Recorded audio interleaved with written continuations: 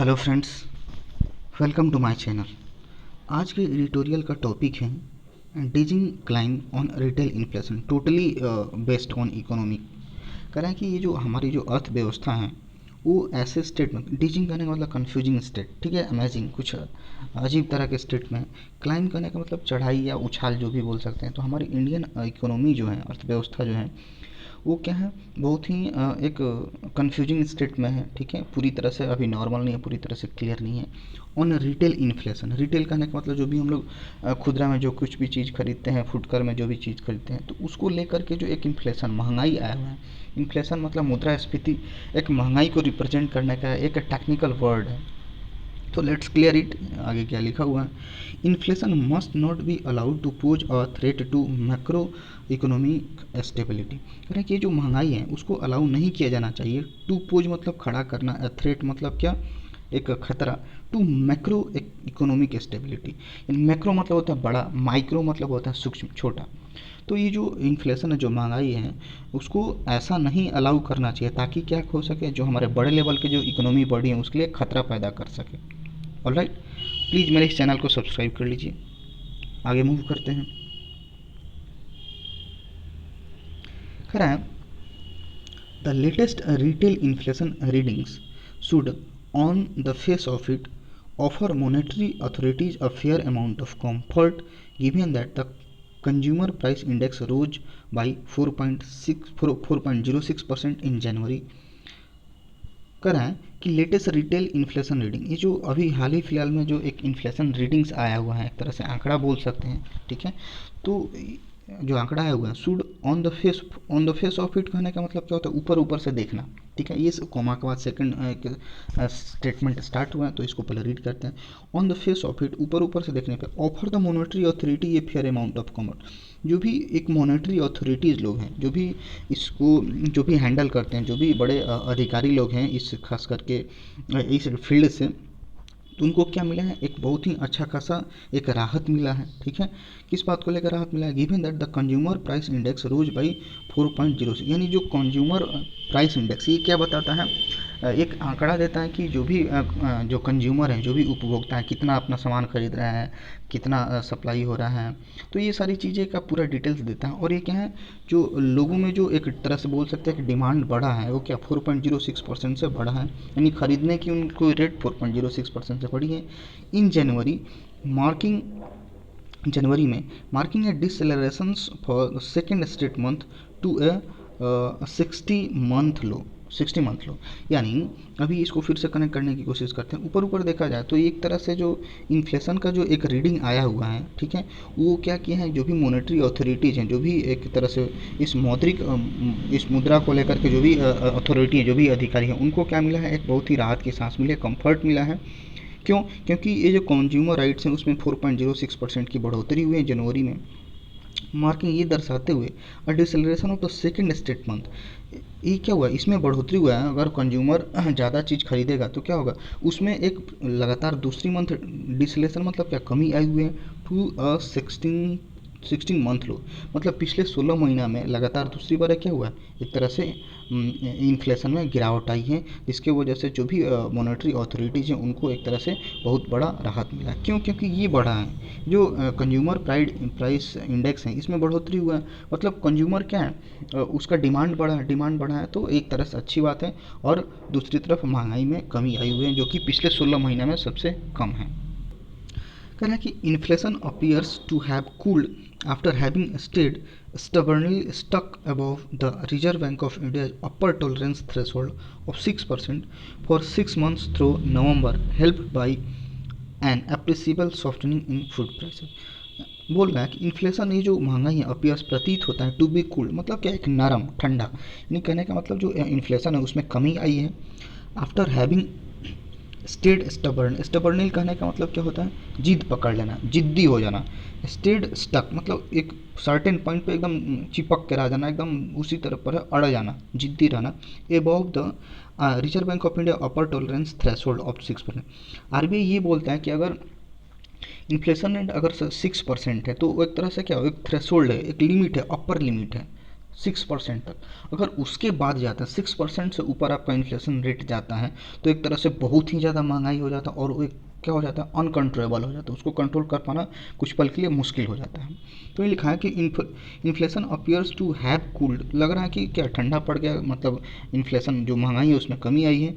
After having stud, जो कि क्या थी, जो रिजर्व बैंक का जो एक लिमिट होता है 6% का, उसके ऊपर चली गई थी, स्टक एबव उसके ऊपर चली गई थी और उस पर जाकर के पूरी जीत पकड़ ली, मतलब होता ना पूरी तरह से उसी पे जाके ठहर गया था, वो स्टक हो गया था कि 6% ऊपर, मतलब 6% से काफ़ी ऊपर चला गया था और महंगाई काफ़ी ज़्यादा बढ़ गया था। जो कि अब क्या लग रहा है कि अब उसमें कूल डाउन हुआ है, उसमें थोड़ा नरमी आई हुई है। फॉर 6 मंथ्स थ्रू नवंबर, मतलब ये जो डेटा बोला है कि नवंबर तक, लगभग 6 महीने तक ये जो हमारा इन्फ्लेशन था, जो आरबीआई का डेटा है 6% वाला जो एक लिमिट है, उसके ऊपर चला गया, तो उसके ऊपर जा के एक जीत पकड़ लिया था, एक तरह से क्या होता है उसी पर स्टक हो गया था, 6% से ऊपर चला गया था, लगभग 6 महीना तक महंगाई काफ़ी ज़्यादा बढ़ा था। ठीक है, हेल्प बाई, अब इसको क्या मिला है, थोड़ा हेल्प मिला है by an appreciable softening in the food prices, इसको थोड़ा सा एक अच्छा खासा एक राहत मिला है, सॉफ्टनिंग मिला है इन फूड प्राइसेस। फूड प्राइसेस मतलब जो भी खाने पीने की जो सामान है उसकी प्राइस क्या है, थोड़ी सी कमी आई हुई है। फिर से इसको एक बार ब्रीफली हम लोग समझ लेते हैं। जो लेटेस्ट इन्फ्लेशन का रीडिंग आया हुआ है ऊपर तौर पे क्या, ये जो मॉनेटरी अथॉरिटीज हैं, ऊपर वाले जो अधिकारी हैं इस डिपार्टमेंट को लेकर के, उनको थोड़ा क्या राहत मिला, क्यों, क्योंकि जो सीपीआई है, कंज्यूमर प्राइस इंडेक्स, उसमें क्या बढ़ोतरी है, कंज्यूमर क्या ज़्यादा सामान खरीदना पसंद कर रहा है, मतलब डिमांड काफ़ी ज़्यादा बढ़ा हुआ है जनवरी में। और ये क्या बात दिखा रहा है कि ये जो लगातार दूसरी बार ये क्या हुआ, कमी आई है महंगाई में कमी आई हुई है, जो कि पिछले 16 साल में पिछले 16 मंथ में काफ़ी कम है। इन्फ्लेशन ऑफ जो महंगाई है, ऐसा प्रतीत हो रहा है कि जो रिजर्व बैंक का एक अपर लिमिट होता है, थ्रेशोल्ड मतलब लिमिट बोल सकते हैं, 6% से ऊपर यदि जाता है तो काफ़ी ज़्यादा महंगाई होता है। तो पिछले लगभग 6 महीना तक जो इन्फ्लेशन था, महंगाई था, 6% से भी काफ़ी ज़्यादा ऊपर चला गया था, लेकिन अब अपीयर क्या हो रहा है, अब लग रहा है कि ये थोड़ा सा नरम हुआ है। ठीक है, helped by appreciable softening food, और इस बात से हेल्प मिला है कि हमारा जो फूड प्राइसेज है उसमें भी सॉफ्टनिंग आई है, मतलब उसी में भी नरमी आई, एक तरह से कमी आई है। आगे मूव करते हैं। कह रहा है कि स्पेसिफिकली, खास तौर से the consumer food price index reflected a gain of a mere 1.89% last month as vegetable price saw a disinflation of 15.8% and cereals prices eased considerably for a second month in the wake of kharif crop arrival। कह रहा है खास करके जो consumer food price index है, ठीक है, ये क्या दर्शाया, अगेन ऑफ मेरे 1.89 लास्ट परसेंट, यानी एक तरह से 1.89% का, मेरा मतलब क्या था, ओनली केवल 1.89% का क्या हुआ, एक तरह से गेन हुआ। ठीक है, लास्ट मंथ, पिछले महीना। As vegetable price so this inflation of the 15.9%, क्यों, ये जो एक तरह से क्या हुआ, सीधा मतलब है कि महंगाई कम हो रहा है, यानी इसमें क्या हुआ, कंज्यूमर प्राइस इंडेक्स में ये बढ़ोतरी 1.8% की वजह, क्यों, क्योंकि ये जो वेजिटेबल का प्राइस क्या है उसमें कमी आई है, डिस इन्फ्लेशन जो भी वेजिटेबल का प्राइस था उसमें क्या हुआ, कमी आई है, जिसके वजह से ये बढ़ा हुआ है, जो फूड इंडेक्स क्या बढ़ा हुआ है, एक तरह से अच्छी बात है। Cereal price ease considerably for the second month, cereal मतलब क्या होता है, अनाज का भी जो दाम है, अनाज का भी जो मूल्य है उसमें भी क्या कमी आई है, अच्छा खासा कमी आई है, फॉर ए सेकंड मंथ, लगातार दूसरे month, in wake of kharif crop arrival, in wake of मतलब के परिणाम स्वरूप ये जो कमी आई हुई है सब्जी को ये जो अनाज है उसके दाम में कमी लगातार दूसरे महीने आई है, क्यों, किसके परिणाम स्वरूप, क्योंकि खरीफ फसल हमारे मार्केट में आ गया है, जो भी खरीफ फसल अभी आगे आने वाला टाइम है, कुछ दिन के बाद हमारा रबी फसल आएगा, अभी पिछले जो मंथ से आया है वो खरीफ फसल है। तो यहाँ पे जो कंज्यूमर प्राइस इंडेक्स में इतना बढ़ोतरी हुआ, लोगों का डिमांड बढ़ा है, और पिछले साल क्या हुआ कि वेजिटेबल्स और जो भी अनाज है उसका दाम काफ़ी कम हो गया है, किसके वजह से, खरीफ फसल के आने की वजह से।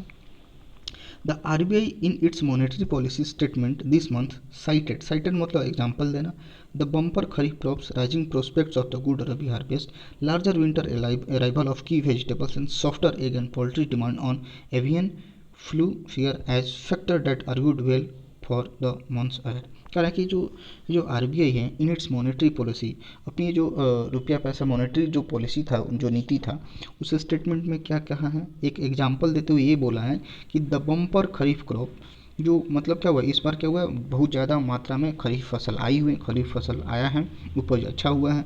Rising prospects of the good rabi harvest, और ये भी प्रोस्पेक्ट्स, ये भी उम्मीद किया जा रहा है कि जो रबी की जो फसल होगी वो भी क्या होगी, वो भी अच्छा आएगी।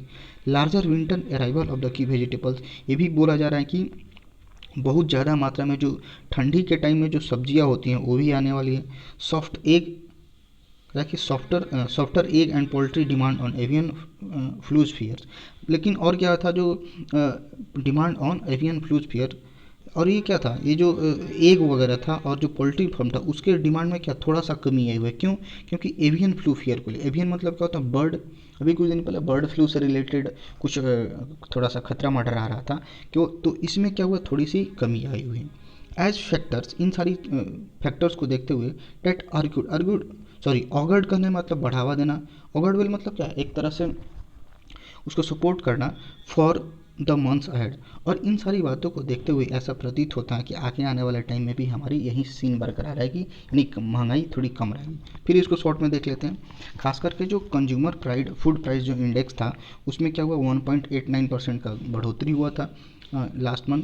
क्यों? क्योंकि इसमें क्या वेजिटेबल की प्राइस में कमी आ गई थी, जो अनाज की दाम था उसमें भी लगातार दूसरी मंथ कमी आया था। क्यों? क्योंकि खरीफ फसल हमारे मार्केट में आ गया था।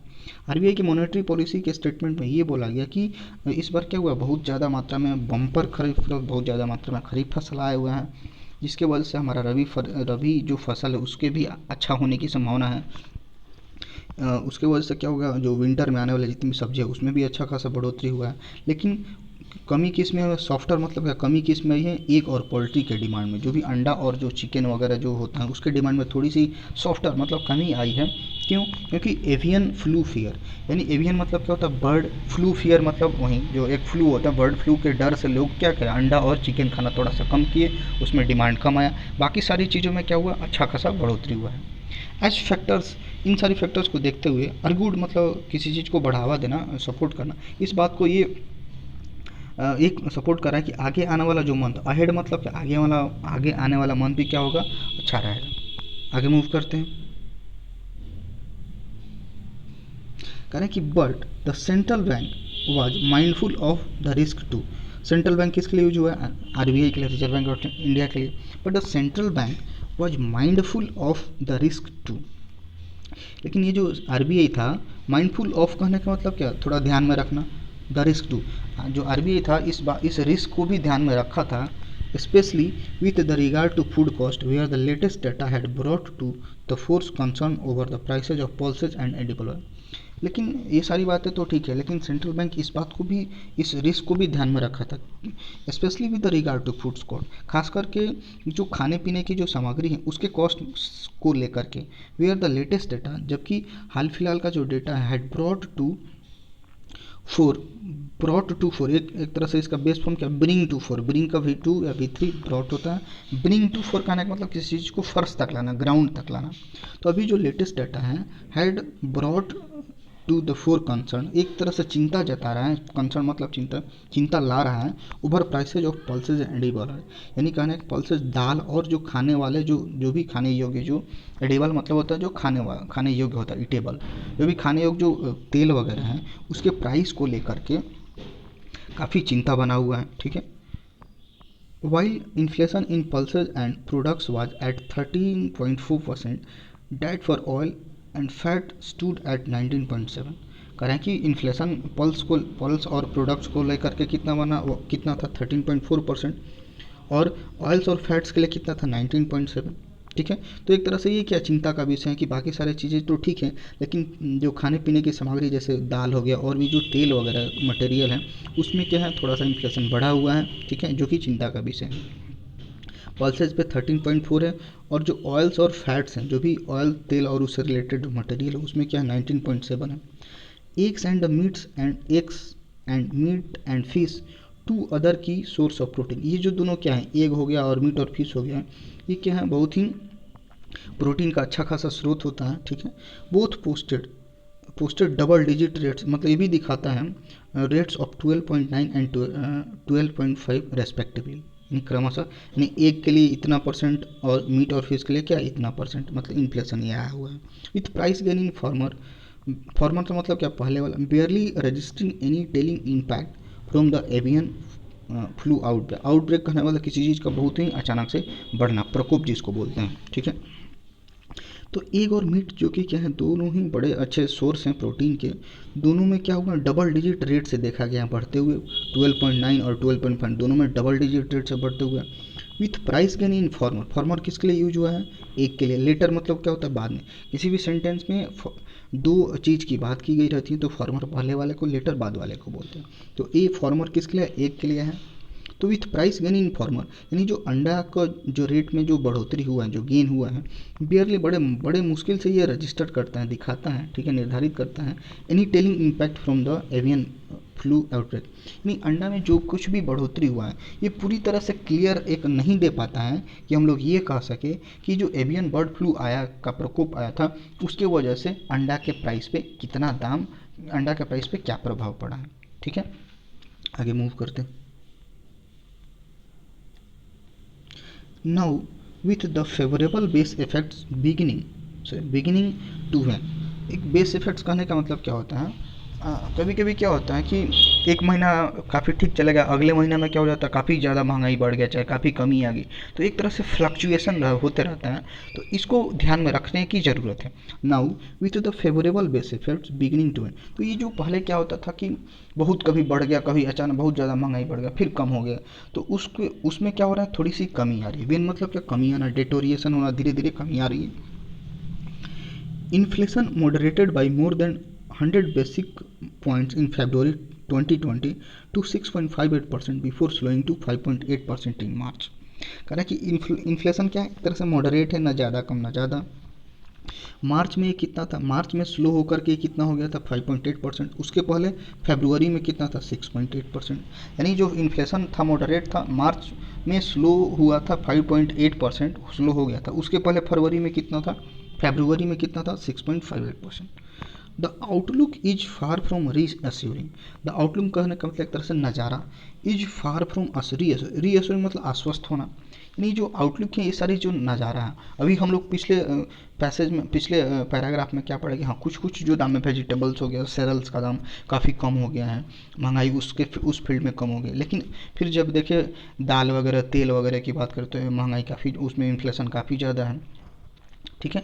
तो ये जो नज़ारा है ये फार फ्रॉम रीअश्योरिंग, अभी भी हम लोग काफ़ी नॉर्मल सिचुएशन से काफ़ी दूर है, मतलब हम लोग अभी भी जो अस्वस्थ वाली, जो मतलब एक कंफर्ट वाली जो सिचुएशन, उससे हम लोग काफ़ी ज़्यादा दूर है। फार फ्रॉम मतलब काफ़ी ज़्यादा दूर है। ऑन पर्टिकुलर खास करके वरी है, जो समस्या क्या है, the trend in input cost for multiple sectors in the real economy including manufacturing. खास करके जो समस्या क्या है, जो ट्रेंड क्या है, input cost for multiple sector, जो भी हमारे बहुत ही जो बड़े बड़े सेक्टर्स हैं, जो इकोनॉमी को लेकर के बहुत बड़े बड़े जो सेक्टर हैं, उसमें क्या, जो इनपुट्स कॉस्ट में कमी आ रही है, जो इन्वेस्टमेंट उसमें लगाया जा रहा है उसमें कमी आ रही है, इंक्लूडिंग मैन्युफैक्चरिंग, साथ साथ जो भी चीज़ें बनाने वाली जो कंपनी है, जो भी जो फैक्ट्रीज वगैरह हैं, ठीक है, और भी जो मल्टीपल सेक्टर्स हैं, जो भी उद्योग हैं, उसमें क्या आ रहा है, उसके इनपुट कॉस्ट में कमी आ रही है, इन्वेस्टमेंट्स में कमी आ रही है, ठीक है। फ्रॉम ऑटोमोबाइल, अब कौन कौन सी मैन्युफैक्चरिंग कॉस्ट है, from automobile manufacturers to builders, builder हो गए, मैन्युफैक्चरर हो गए, rising raw material cost are beginning to force them to pass the impact to the end of consumers. कर रहे हैं, अब क्या हो रहा है, उसमें इन्वेस्टमेंट में कमी आ रही है, इनपुट्स कॉस्ट में कमी आ रही है, तो ये जो ऑटोमोबाइल्स मैन्युफैक्चर हैं टू द बिल्डर्स, वो उससे क्या होगा, राइजिंग मटेरियल का कॉस्ट बढ़ रहा है, ठीक है। राइजिंग जो भी रॉ मटेरियल है, जो कच्चा माल होता है जिससे हमारा आगे का सामान बनता है, तो राइजिंग रॉ मटेरियल कॉस्ट, जो रॉ मटेरियल का कॉस्ट है वो क्या राइज हो रहा है, बढ़ रहा है। Are beginning to force them, अब वो लोग क्या हो जा रहे हैं, बाध्य हो जा रहे हैं, मजबूर हो जा रहे हैं to pass the impact to the end consumer. अब मान लेते हैं जब रॉ मटेरियल का कॉस्ट बढ़ेगा तो जो भी कंपनी है वो क्या होगा, ज़्यादा दाम में खरीदेगी, ज़्यादा दाम में खरीदेगी तो उसको लागत ज़्यादा लगेगा, तो अपना पूरा मैन्युफैक्चर करके जो फाइनल प्रोडक्ट्स बनाएगी तो भी क्या होगा, महंगा होगा, तो फाइनली क्या होगा, ये जो कंज्यूमर होगा उसी को पे करना पड़ेगा। यानी फाइनली जो हमारे जैसे जो उपभोक्ता हैं, जो कंज्यूमर हैं, वही लोग खरीदेंगे और ज़्यादातर अंततः उन्हीं पे जा कर के ये महंगाई दिखेगा। तो कुछ यही थीम है कि रियल इकोनॉमी इंक्लूडिंग जो सबसे प्रॉब्लम वाली बात क्या है, सबसे चिंता की बात क्या है, जो मल्टीपल सेक्टर चाहे मैन्युफैक्चरिंग सेक्टर है उसकी इन्वेस्टमेंट में कमी आ रही है, ठीक है। Automobile manufacture to the builders rising raw material cost, जो रॉ मटेरियल का कॉस्ट है बढ़ रहा है ऑटोमोबाइल सेक्टर्स के लिए चाहे बिल्डर्स के लिए, जिसकी वजह से क्या हो रहा है, वो लोग मजबूर हो जा रहे हैं अपने जो मटेरियल है उसका कॉस्ट बढ़ाने के लिए। और अंत किस पे होता है, टू द एंड कंज्यूमर, और अंत होता है कंज्यूमर्स पे, हम जैसे उपभोक्ता पे, उन्हीं को झेलना पड़ता है महंगाई का। And this at a time when demand is still to gain a firm footing. And this उस समय, इस समय की बात है, वेन डिमांड, जबकि डिमांड क्या है, इज स्टिल अब भी to gain a film footing. Film footing कहने का मतलब एक अच्छी खासी पकड़, एक पकड़ बना लेना। फिल्म मतलब क्या, कठोर, फुटिंग करने का मतलब एक पकड़ बना लेना। उस टाइम पे ये सारी चीज़ें हो रही हैं, उस टाइम पे सारी चीज़ें हो रही हैं जब क्या है, अभी भी जो डिमांड है, डिमांड काफ़ी कम है। कहने का मतलब डिमांड को अब भी एक पकड़ बनाने की ज़रूरत है। आगे मूव करते हैं। कि the latest IHSS market India manufacturing purchasing manager index, ये क्या है, एक तरह से एक अथॉरिटी बॉडी होगा, ठीक है, जो कि जितने सूचकांक निर्धारित करता है, कितना मार्केट में खरीदा जा रहा है, कितना बेचा जा रहा है, मार्केट का रेट क्या चल रहा है, तो इन सारी चीज़ों को लेकर के एक अथॉरिटी है जो कि ये सारी चीज़ें डिसाइड करते हैं, एक सूचकांक निर्धारित करती हैं। तो ये क्या करता है, पॉइंट्स इशारा करता है to the sharpest increase in purchasing cost for more than 2 years as a lingering supply side squeeze कराएं, कि जो बॉडी है वो क्या पॉइंट करता है, शार्पेस्ट इंक्रीज, बहुत ही ज़्यादा तीखा इंक्रीज हुआ है, बहुत ही ज़्यादा इंक्रीज हुआ है इन परचेजिंग कॉस्ट, जो भी खरीदने वाला जो कॉस्ट है उसमें ज़्यादा बढ़ोतरी हुआ है, फॉर मोर देन 2 years, ठीक है, लगभग 2 सालों से। फॉर ए लिंगरिंग कहने का मतलब क्या होता है, जो लगातार बना रहे। सप्लाई साइड स्क्वीज मतलब होता है किसी को दबाना, निचोड़ना। तो यानी कहने का मतलब लगातार 2 साल से सप्लाई साइड से क्या हुआ है, सप्लाई में कमी है। मतलब क्या, लॉकडाउन में क्या हुआ था, डिमांड कम हो गया था, लोगों नहीं खरीदना चाह रहा था, जब नहीं खरीदना चाह रहा तो सप्लाई कम होगा, सप्लाई कम होगा तो क्या, जितना भी मटेरियल कंपनी बना रही उसको क्या ज़्यादा दाम में बेचने की कोशिश करेगी ताकि उसको घाटा ना हो। तो यही कुछ बोलना है कि ये जो पॉइंट क्या कर रहा है कि sharpest increase in purchasing cost, जो भी एक हम लोग जो कुछ खरीदते हैं उसके कॉस्ट में लगातार क्या बहुत ज़्यादा वृद्धि हुआ है पिछले 2 साल से ज़्यादा से भी। क्यों, क्योंकि जो सप्लाई साइड है उस साइड क्या होगा, कम हो गया था, सप्लाई कम हो गया था, सप्लाई कम हो गया था, जो कुछ भी चीज़ें रहेंगी उसको जो भी मैन्युफैक्चरर कंपनी है उसको ज़्यादा दाम में बेचने की कोशिश करेगा ताकि उसको घाटा ना हो। तो इसी की वजह से परचेजिंग कॉस्ट में क्या हो गया है, वृद्धि हो गया, बहुत ज़्यादा वृद्धि हो गया। फैंड इन्फ्लेटरी प्रेशर, और इसकी वजह से क्या, फैंड मतलब क्या, हवा देना, कोई होता ना, कोई दंगा भड़क गया तो कोई बोलता है इस बात, कोई उसमें कोई बोल देता तो एक उसको और उकसा देता और हवा दे देता। तो फैंड इन्फ्लेटरी प्रेशर, इसके वजह से क्या हुआ, एक इन्फ्लेटरी प्रेशर में और ज़्यादा दबाव आ गया है। And manufacturer raise their products price at the fastest pace in the world, और इसके वजह से इन्फ्लेटरी प्रेशर, इन्फ्लेशन पे काफ़ी ज़्यादा दबाव आ गए हैं, जिसकी वजह से जो भी मैन्युफैक्चरर है, जो भी बनाने वाली जो कंपनियां हैं, वो लोग क्या कर दिए हैं, अपने प्रोडक्ट्स का दाम क्या कर दिया, बढ़ा दिया है at the fastest pace, pace मतलब स्पीड, बहुत ही तेज़ गति से उन्होंने अपने प्रोडक्ट्स का दाम बढ़ा दिए हैं इस साल में, ठीक है। कि एडेड टू मिक्स, इन सारी बातों को तो देख लिया, इसमें एक और चीज़ मिक्स करते हैं, एक और चीज़ जोड़ते हैं, the unrelenting and disincline in the transportations fuel prices to newer and newer record high in recent days and the outlook for inflation becomes distinctly darker। कह रहा है कि एटॉमिक्स, इन सारी बातों में एक और चीज़ मिक्स करते हैं, द अनरिलेंटिंग, जो राहत ना देने वाला हो, अनरिलेंटिंग मतलब जो राहत ना पहुंचाए, डीजिंग क्लाइम, ये जो मतलब बहुत ही कंफ्यूजिंग स्टेट वाला हमारा जो इकोनॉमी अभी चढ़ रहा है, क्लाइम कर रहा है, खास करके मतलब ये जो क्लाइम है किस में, ट्रांसपोर्टेशन फ्यूल प्राइसेज, अभी ट्रांसपोर्टेशन फ्यूल की बात हो रहा है, खासकर कभी देखिए डीजल पेट्रोल का दाम काफ़ी ज़्यादा बढ़ गया है, तो उसी को लेकर के बोल रहा है अनरिलेंटिंग, जो राहत ना दे, एंड डिजिंग क्लाइम, जो एक तरह से बहुत ही कंफ्यूजिंग वाला एक क्लाइम, बढ़ोतरी हो रहा है किसमें, फ्यूल प्राइसेज में, फ्यूल प्राइस में बहुत ही ज़्यादा बढ़ोतरी हो रहा है, to newer and newer record, और इतना ज़्यादा बढ़ रहा है कि एकदम नया से नया रिकॉर्ड बना रहा है, एकदम ऊंचा ऊंचा नया रिकॉर्ड बना, लगभग 100 के करीब पेट्रोल पहुंच गया है, ठीक है ना, इतनी सारी। तो ये जो फ्यूल का प्राइसेज है एक नया नया रिकॉर्ड बना रहा है इन रिसेंट डेज, अभी बनाया ही है पिछले कुछ दिनों में। And the outlook for the inflation becomes distinctly darker, और ये जो नज़ारा है इन्फ्लेशन का, जो महंगाई का जो नज़ारा है, बिकम्स डिस्टिंक्टली डार्कर। ये और भी ज़्यादा एक होता ना डार्कर, मतलब एक पूरा काला, एकदम काला बादल मर्डर आ रहा है, बहुत ही एक तरह से खतरे की सिचुएशंस बनी हुई है। आगे मूव करते हैं।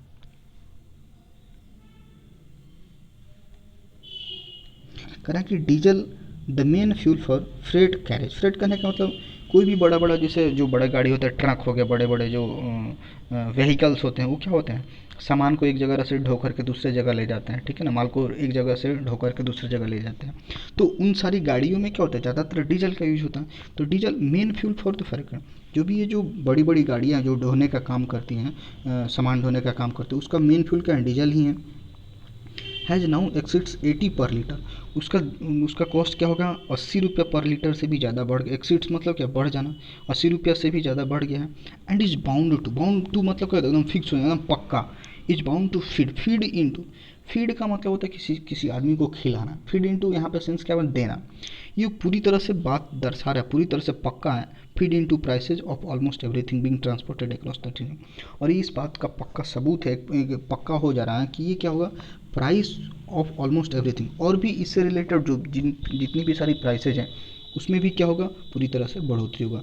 सपोज आप मान लेते हैं कोई खाने पीने का सामान है, कहीं दूसरे स्टेट से आ रहा है हमारे स्टेट में, तो वहाँ पे पेट्रोल का दाम बढ़ेगा, तो वहाँ से जो डिस्टेंस ट्रेवल करके जो गाड़ी व्हीकल आएगा, तो उसका भी कॉस्ट बढ़ेगा। पेट्रोल का दाम बढ़ा तो उसका कॉस्ट भी बढ़ेगा।